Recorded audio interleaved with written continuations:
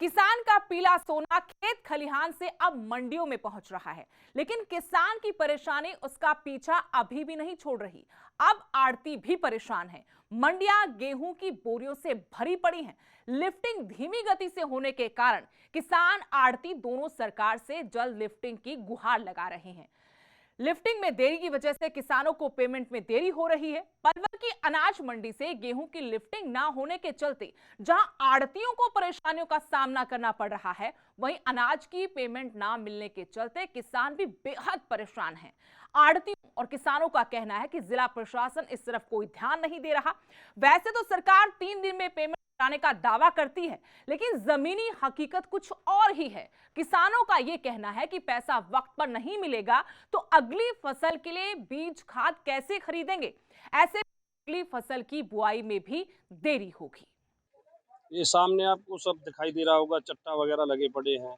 जो ट्रांसपोर्टेशन की जो हमारे यहाँ पर सबसे बड़ी दिक्कत है, क्योंकि कुछ माल एलोकेशन के द्वारा राजस्थान दिल्ली के लिए जा रहा है, वो ठेकेदार गाड़ियाँ नहीं देता है।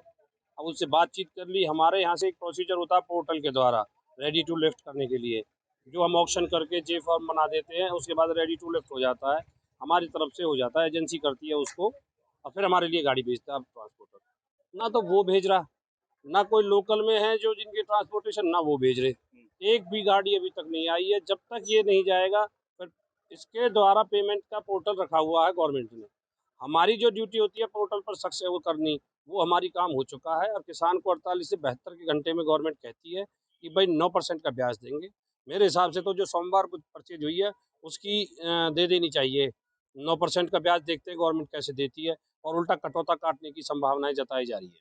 लिफ्टिंग नहीं हो रही है, इस वजह से किस तरह की परेशानियां हैं आपको भी, किसानों को भी? सबसे मेन बात है, अगर ये गवर्नमेंट ने प्रोसीजर रखा हुआ है कि भाई इसे जब तक आप माल को नहीं पहुंचाओगे, और हमारा काम है, ये गलत नीति है हमारा जो होता है पोर्टल पर कि हम रेडी टू लिफ्ट कर देते हैं, और रेडी टू लिफ्ट में ट्रांसपोर्टर को गाड़ियां देनी होती है। वो गाड़ियां दे, हमारा माल तैयार खड़ा हुआ, पूरी मंडी भरी हुई खड़ी है। तो इसे तो सबसे मेन समस्या तो गवर्नमेंट की तरफ से ही है। ये हमारा तो कोई रोल नहीं है। रेडी टू लिफ्ट है तो ले जाओ अपने माल को ट्रांसपोर्टर के द्वारा और पेमेंट कर दो किसान की सीधी। हमें ना तो कुछ कहना, ना उसमें बात करनी, सीधी सीधी बात, अपना पेमेंट करो इनको किसान को। हमें तो सिंपल बात चाहिए, जल्दी से जल्दी किसान की पेमेंट होनी चाहिए। वैल्यू कट और लॉस को लेकर किस तरह की जो है असमंजस होता है वो आप लोग सरकार को? ये एक सबसे बड़ी दिक्कत आ रही है हमारे यहाँ फिलहाल अभी भी, कि जो धान मंडी है उसमें आज ही आई है कि उसमें कटौता कट के किसान की पेमेंट हुई है। तो हम इसके बिल्कुल खिलाफ हैं। सबसे मेन बात है, अभी सरकार ने डायरेक्टर फूड सप्लाई के, पता नहीं कौन है, अभी लेटर आया था, अभी मैंने पूरे ढंग से पढ़ा नहीं।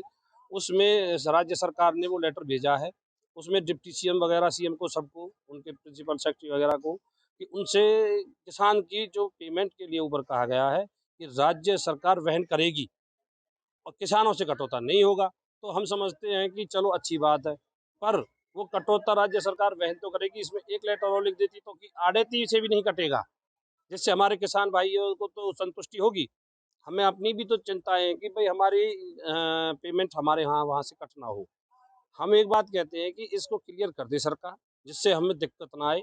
हरियाणा में ये मतलब संवेदनशील मामला हो रहा है और हम असमंजस में फंसे हुए हैं आड़ती कि ये पेमेंट कटेगी तो किसकी कटेगी। खरीद तो जैसा कुछ हो रहा है, हो ही रही है। आप देख रहे हो मंडी में क्या हालत हो रही है। अनाज डालने के लिए भी जगह नहीं है। किसान परेशान है, आढ़ती परेशान है।